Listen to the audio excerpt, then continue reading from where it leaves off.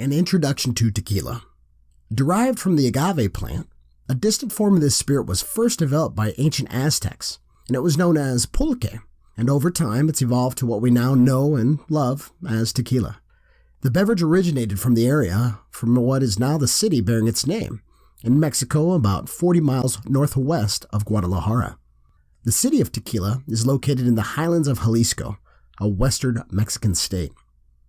Laws in Mexico stipulate that tequila can only be produced in Jalisco and certain regions of other states, including Guanajuato, Michoacán, Nayarit, and Tamaulipas.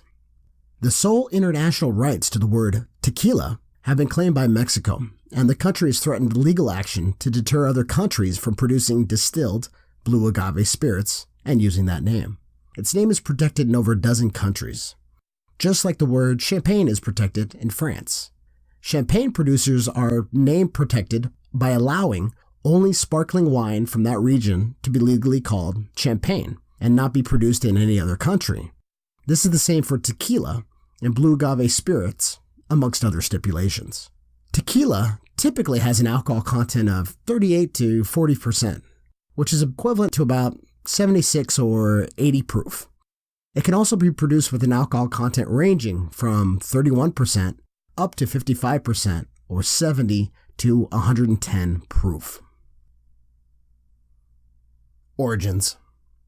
In ancient times, the Aztecs worshipped the maguey, also known as agave americana, a species of the agave plant. They considered the plant to be associated with Mayahuel, a mother god and goddess of fertility, who was also associated with abundance and nourishment. She was said to have fed her 400 children with pulque that emanated from her many breasts.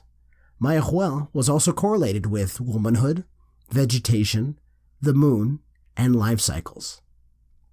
Thus, from the agave, Aztecs obtained a sacred beverage which could only be enjoyed on special occasions by the rulers, priests, or the elders.